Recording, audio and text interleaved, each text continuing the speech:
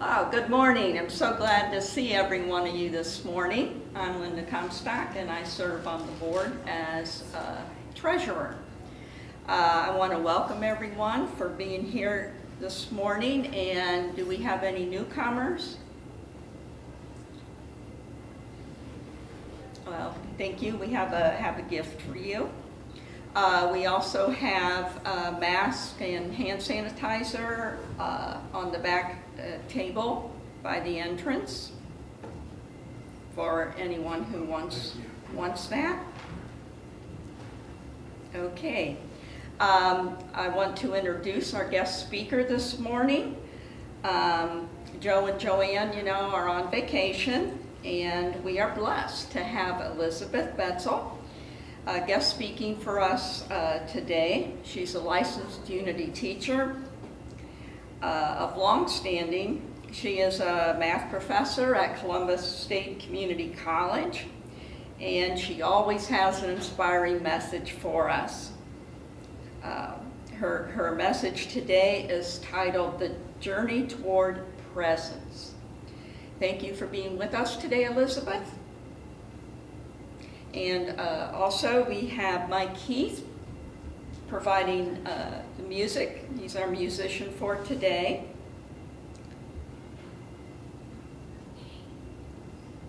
And we'll start with our opening prayer. What was our song? Okay.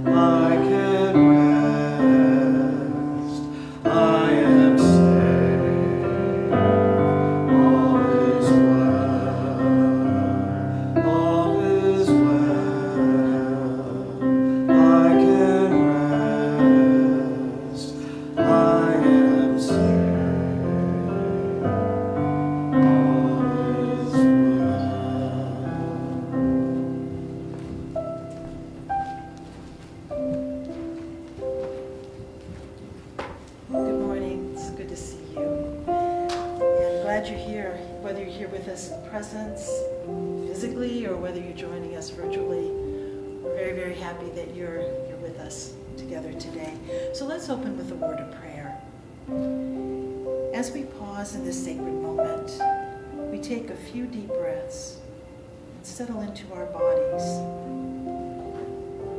We allow our hearts to open and our minds to quiet. From this sacred place, we affirm the highest truth we know, that God's mighty presence flows through us each and every moment of every day. We claim this truth for each one who is present today, whether in person or virtually. We claim this truth for beings everywhere. God's mighty presence flows through each one of us, bringing us comfort, restoring us to health and vitality, guiding us to our highest good, and providing us abundantly with all that we need in every circumstance. We hold this highest truth for ourselves, for our loved ones, for all beings everywhere in this world. We affirm that God's presence is available to each one of us every moment, working in us and through us as we share our gifts, our love, and our hope with the world. And for this we give thanks. Together we take one more deep, luxurious breath and know know that we are filled with God's grace. We remember that we have access to this divine presence, this divine grace, 24/7, for we are never alone. And so it is. Amen.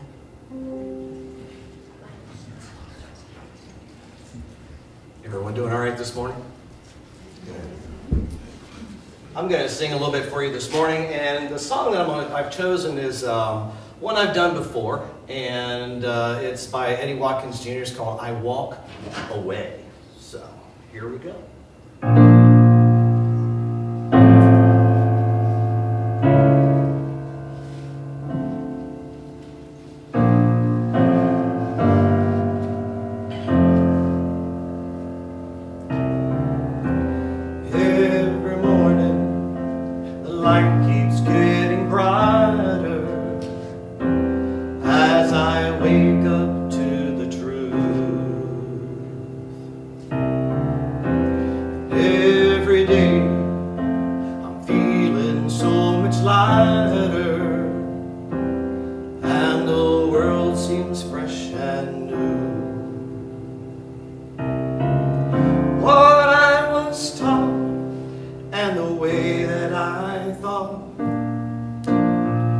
Stopped serving me long ago. Now I'm learning to trust in the God of all of us. Each day I start anew, and so I'm walking away from the thinking that held me for so long. Today is a day I walk away. I'm walking away from the path that led me to confusion. Today is a day I walk away. I'm walking away from the thinking that held me for so long. I walk away. I'm walking away from the path that led me to such sadness. Today is the day I walk away. And every day I walk away. And every morning brings a new beginning. By grace, another day to be. I awaken to the sun upon me shining, lighting the way for me to see. Things that I saw and the way that I thought stopped serving me long ago. And now I'm learning to trust in the God of all of us. Of yesterday I'm letting go. I'm walking away from the thinking that held me for so long. Today I walk away. I'm walking away from the path that led me to confusion. Today is a day I walk away. I'm walking away from the less than that held me for so long. Today is a day I walk away. Walking away from the path that led me to such sadness. Today is the day I walk away.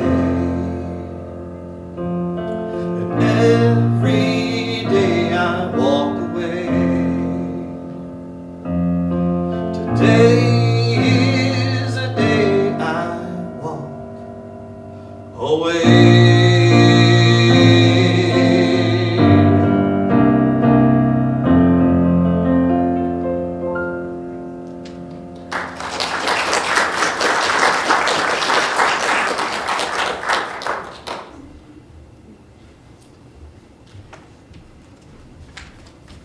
Oh, thank you, Mike, for that wonderful reminder. Today's a good day to walk away, isn't it? Do I need to put this mic on? Either one. Either one? Okay, maybe I'll just work with this one. Okay. Just give me a second to get myself fired up. Of course, I decided not to have any pockets today, so. Nothing like coming prepared, right? Okay, let's see.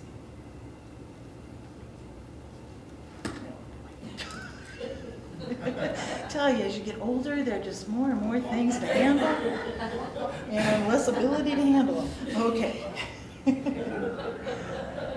Now I can see what I'm supposed to tell you. You're all blurry, but we'll just go with it. All right, and I need to turn this on. Oops. Are we good? Is it green? It is green. That should be Is good. it good? Okay, how's it looking, Mike? Is it dark? It looks good. Okay, good.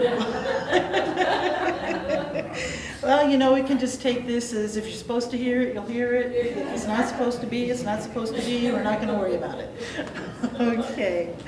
Well, you know, one of the things I love when I come here and I look forward to, whether I'm out there and Joanne's here or whether I have the opportunity to speak and to share some things with you, I love to take a few minutes just to laugh with you, even if it's corny jokes that we begin with. So I've got some, just so you're not disappointed. So we'll start with that. And it does, in a corny way, tie into what I'm going to talk about. So hopefully you'll find this funny, and I'm not laughing alone here. But so a priest needed to buy a lawnmower to take care of the parish lot and the residential lot. And of course, you know, the funds were a little tight in the parish. It's a small parish. And so he figured the best thing to do is go and hit a yard sale. Maybe I can find a nice machine that has a lot of good life still left in it. And he got lucky. Third yard sale, bingo, he found a lawnmower that looked like it had seen better days, but the previous owner said, you know, this thing is steady. It's a little finicky. You have to learn to work with it, but it's got a lot of good life left in it. And the priest, not being a very mechanical man himself, looked at the previous owner, who seemed like a mechanical man, lots of tools in the garage and everything like that, and said, okay, I think this might be a good buy. So he gets the lawnmower and takes it home. He's really excited because the lawn's gotten kind of high while he's trying to find this lawnmower. And he pulls the starter cord a few times, nothing. So he checks the gas. Full of gas, got everything it needs that he knows of, goes back, pulls the starter cord a few more times, nothing. Well, by now the priest has had it. So he storms back to the yard sale and he confronts the man who sold it to him. He says, I can't get the mower to start. And the man said, oh, I forgot to tell you, there's a little trick.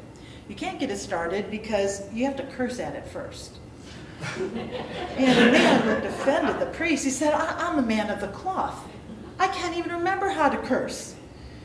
And the man that sold it to him shrugged his shoulders and said, well, just keep pulling on that rope, Father, and it'll come back to you.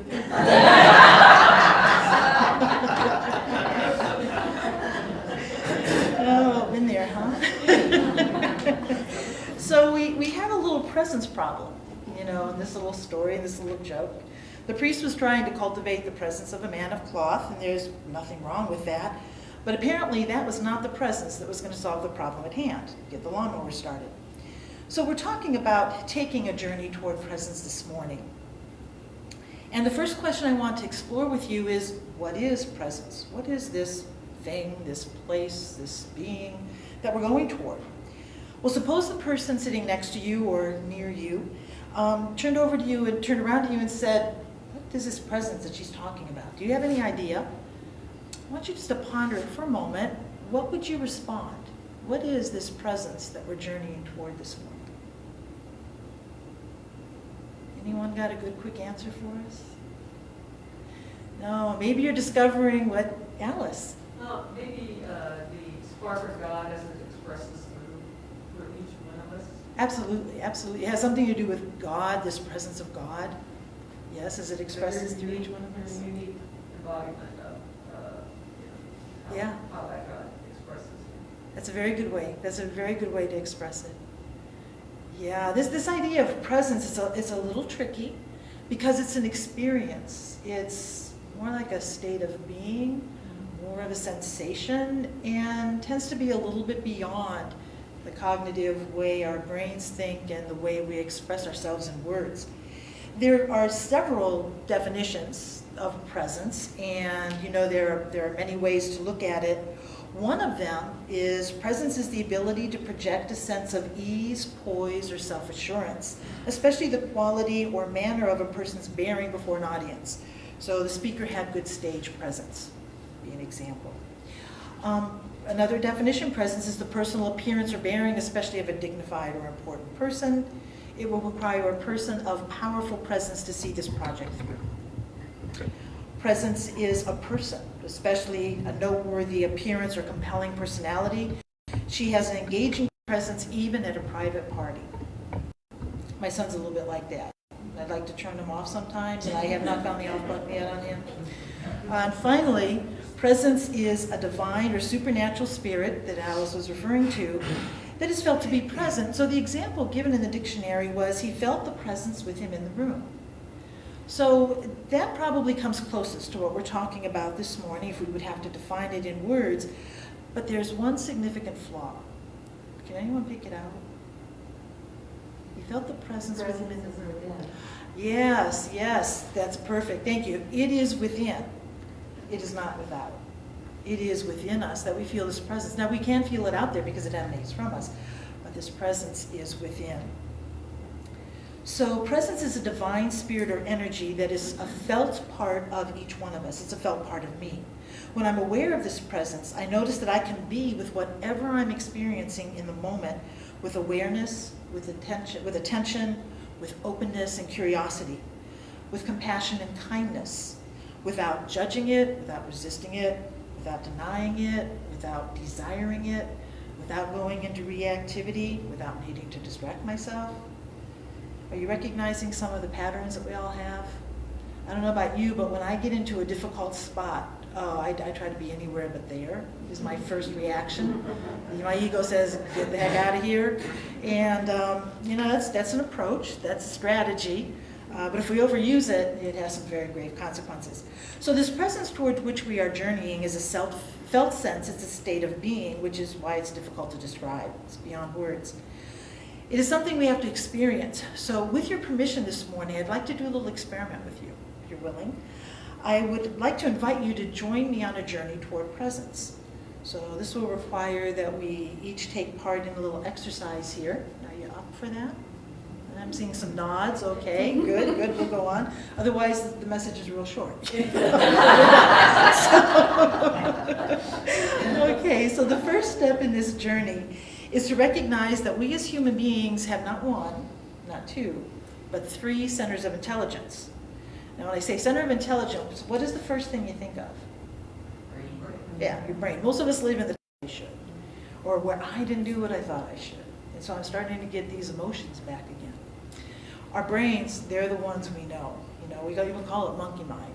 They're all over the place. We just had a little puppy about 3 days ago.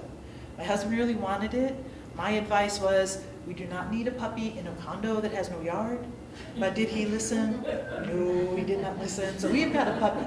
And this little puppy is all over the place. I have never seen anything so distracted. Of course, it's been a while since I've been around a puppy. But that's the way our minds are. They're all over the place.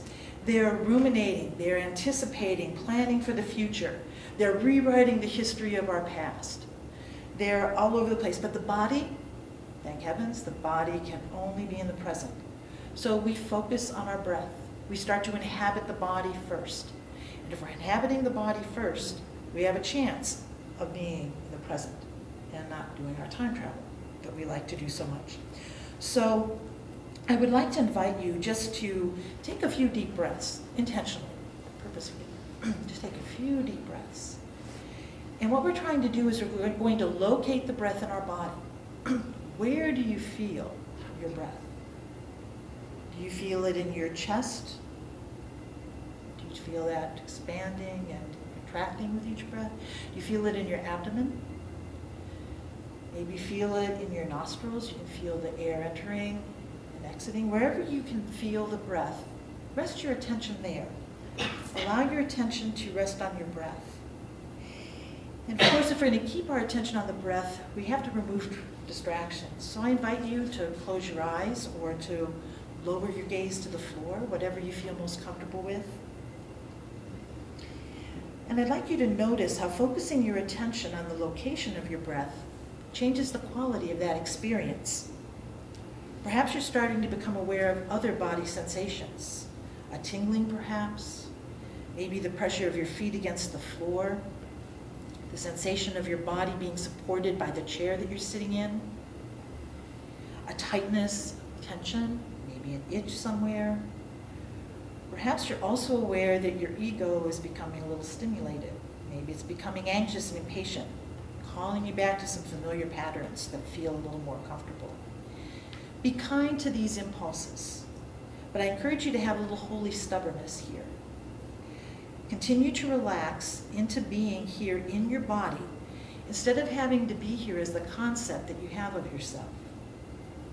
Become aware of the physicality and the vitality of being in this place at this time, in this body. As the sensation deepens, as it becomes easier to follow your breath, as your body continues to relax under your focus of attention, you may notice a kindness and compassion starting to arise in you. This is the heart center coming online. Feelings may arise from this grounded space, but you have the capacity to be with these feelings with compassion and kindness. You don't have to numb your heart to these feelings from this place of groundedness in the body. That's our normal way of dealing with emotional difficulties. We just numb to it. We just kind of turn it up and put walls up around our heart to protect ourselves. In this space of openness, it's very hard to imagine being cruel to yourself or to others. And you may sense a release of tension around your heart. You may feel an expansion, an opening of the heart to all that is present in this moment. The walls that are normally erected to protect your heart are no longer needed. And now you may notice just how quiet it's gotten. How peaceful, how serene it is to rest in your body with an open heart. Your head center is coming online as the mind quiets. There's a sense of relief in realizing that you don't have to maintain the mental activity to create the habitual concept of what you have become to believe is you. You can relax into your true self, into your true essence. You feel crisp, relaxed, awake. And you may notice that there is a beautiful, intense listening. It's like all of you is listening. In that deep listening, feel your body, your heart, and your mind coming together as one field of intelligence, activated and receptive. This is presence. This is the very ground of being. From here we can enter what we call the silence. It's very interesting. Silence is not unique to unity. Gania Norris notes, within each one of us there is a silence as vast as the universe. And when we experience that silence, we remember who we are. It is from this silence that I can actually meet you, that you can actually meet me, and that we can actually meet ourselves. Take one or two more luxurious breaths before coming to the end of this practice. Start to notice the sounds around you. Notice the smells and fragrances in the space. Begin to feel your feet on the floor, your body resting in the chair. And when you're ready, open your eyes.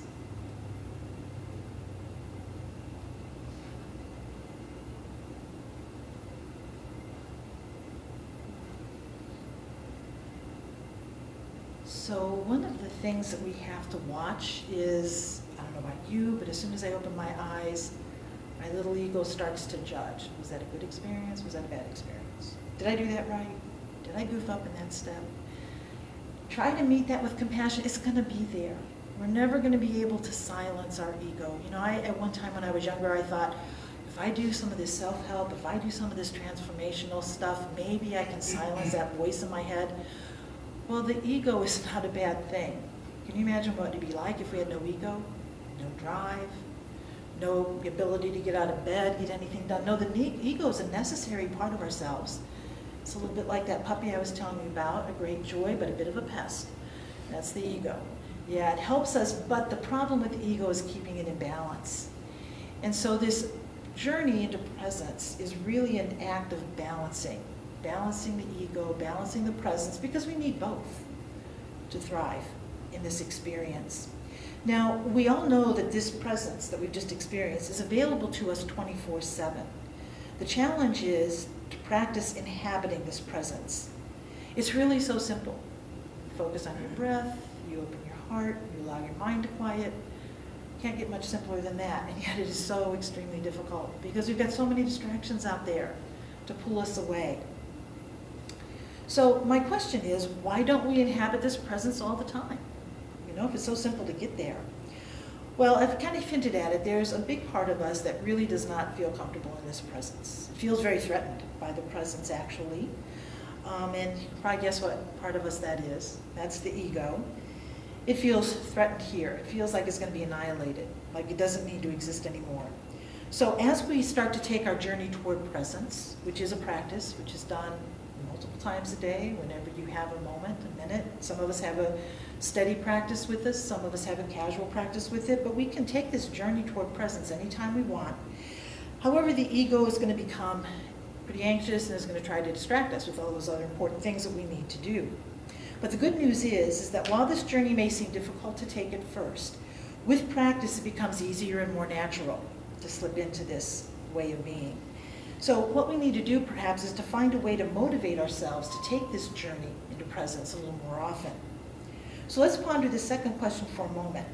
What is in this journey toward presence? What's in it for me? What's in it for you?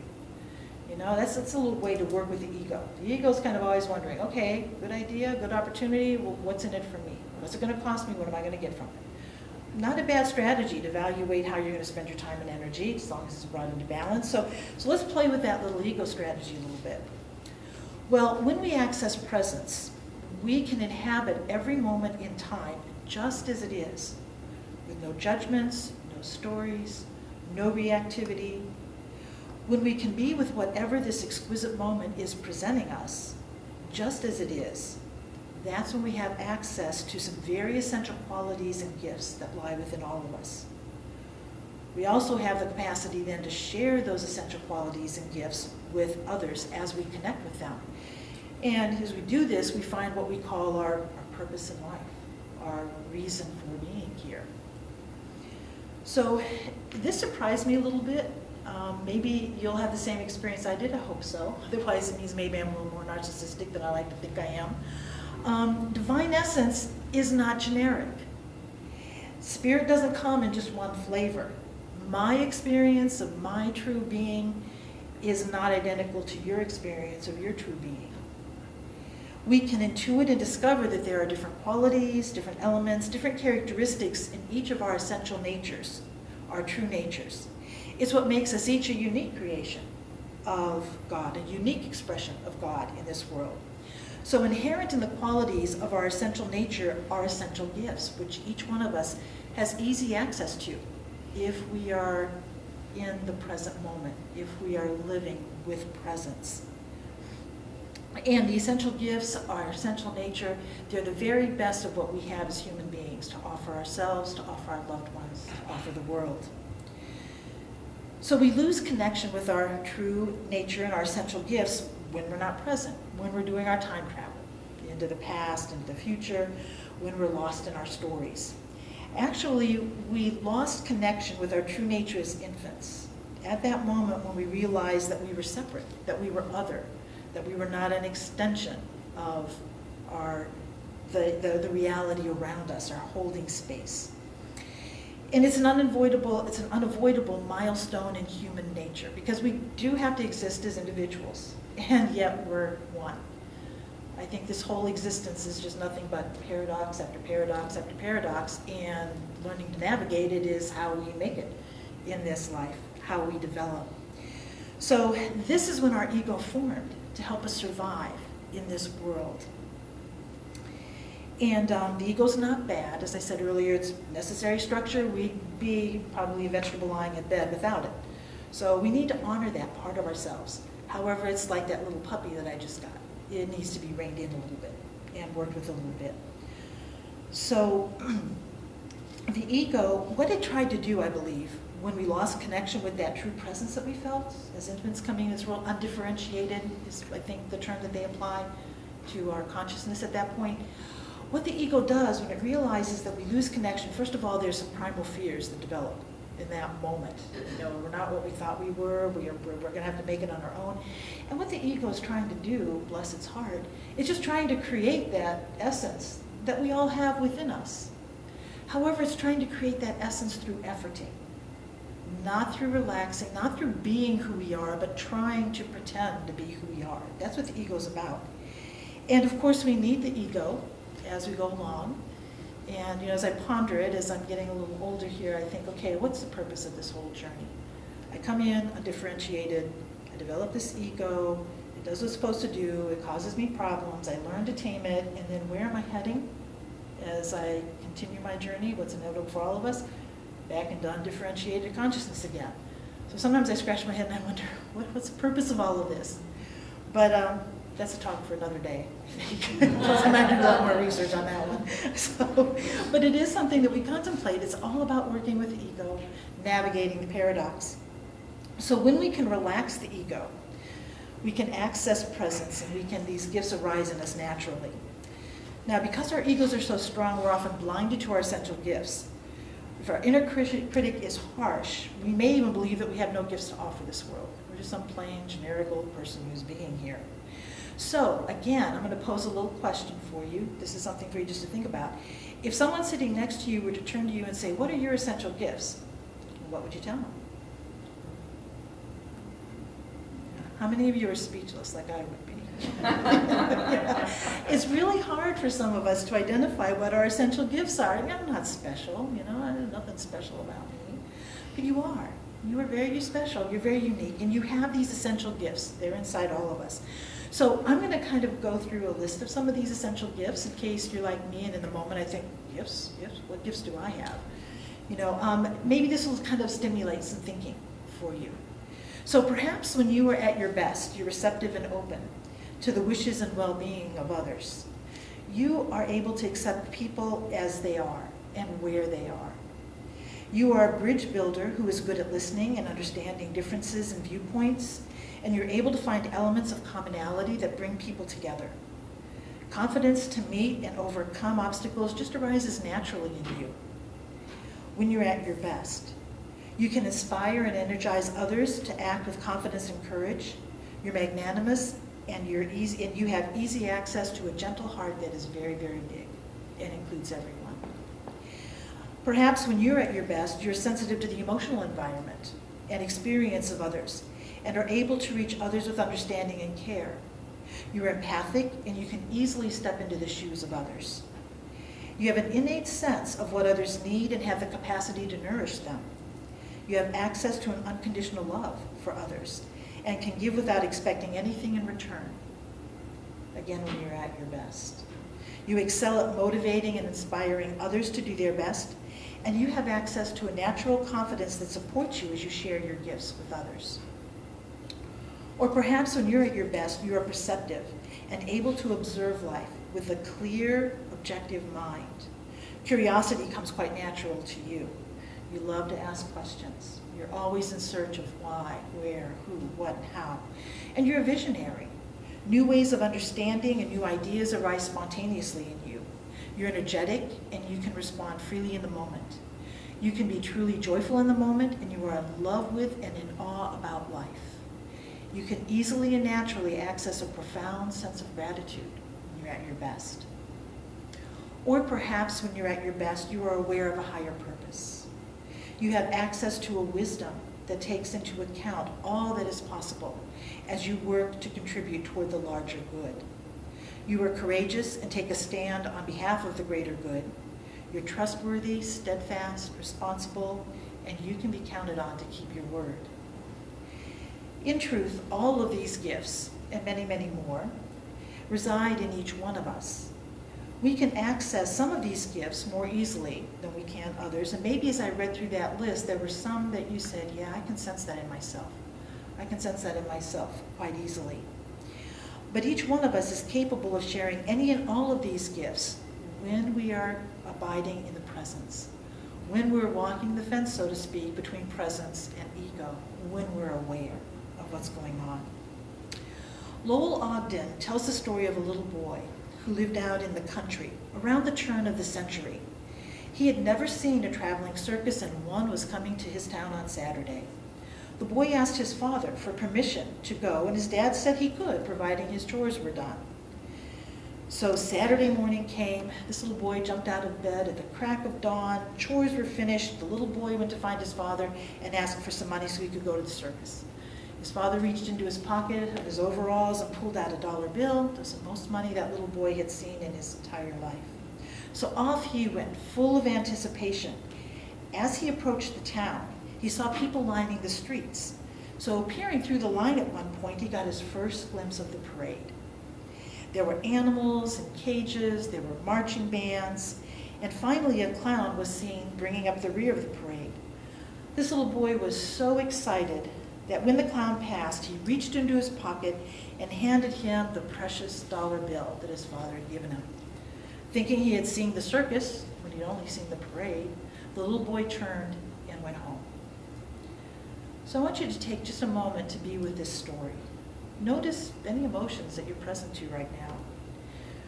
Perhaps you're aware of some sadness, frustration, perhaps happiness, perhaps you're feeling nothing. Any of it's okay. Just be aware of what you're in right now. Whatever's present is good. You don't need to judge it or resist it. Just allow it to arise with compassion. So of course this story has a great lesson for us.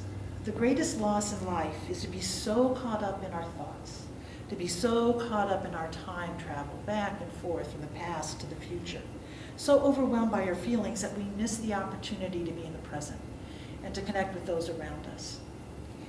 This is something we've all experienced at times. You know, we really want to be there for the people who are important to us.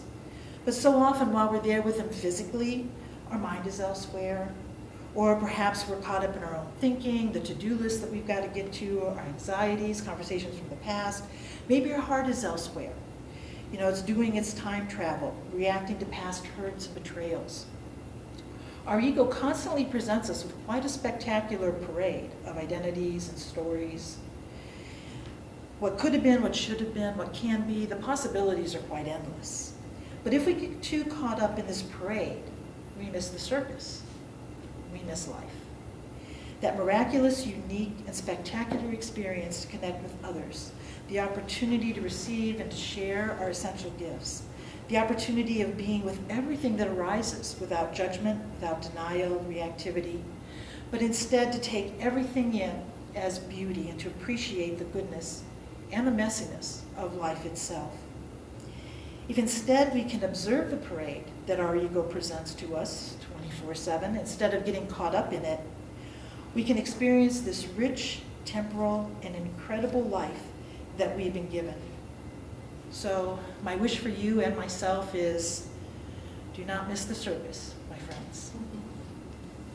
Let's close in a word of prayer. As we find our breath and settle into our bodies, allowing our heart to expand and our mind to quiet, we become aware of an overwhelming sense of gratitude. Gratitude for the beautiful opportunity to experience life. Grateful to be in the present moment with whatever is arising. We are grateful for the divine presence that lives within each one of us, guiding us, protecting us, enfolding us, blessing each one of us with the wonderful gifts that we are here to share with the world. May we be ever mindful of this presence as we live each moment with the exquisite but ephemeral beauty that it brings. May we find the grace within ourselves to be fully present and inhabit each and every moment that life brings, just as it is. No need for editing. And so it is. Amen. Thank you, Elizabeth, for that message. As always, we want to take a moment to express our gratitude for your generous tithes and offerings in support of our ministry. Whether your gifts are coming in by PayPal or our P.O. box or in our offering baskets here in the gathering in our sanctuary. The baskets are on the back tables. And just please know how much we really do appreciate your support. So please join me now in our affirmation of abundance as we give thanks for the flow of goodness in our life. Divine love through me blesses and multiplies all that I give, all that I receive, and I am grateful. And now Mike Heath has another song for us. In case you haven't noticed, I'm channeling my inner Joe today.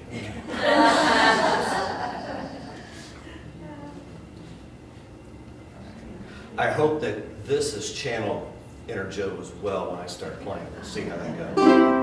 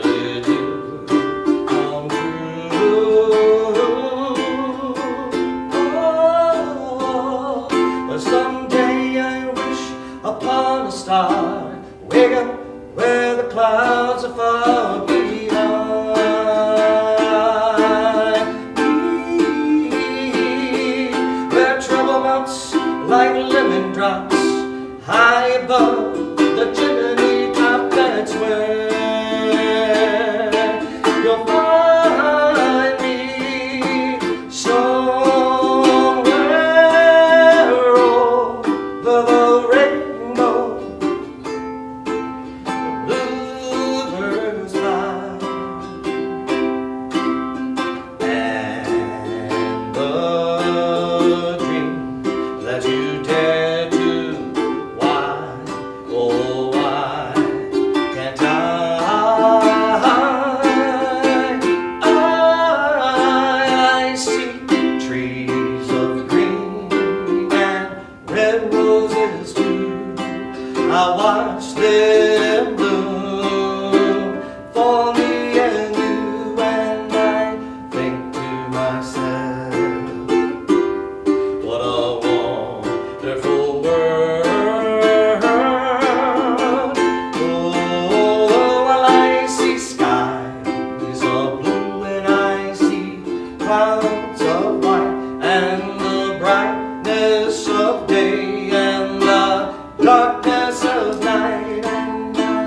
think to myself,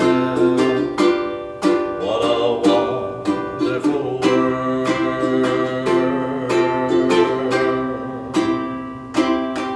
The colors of the rainbow, so pretty in the sky, are also on the faces of people passing by.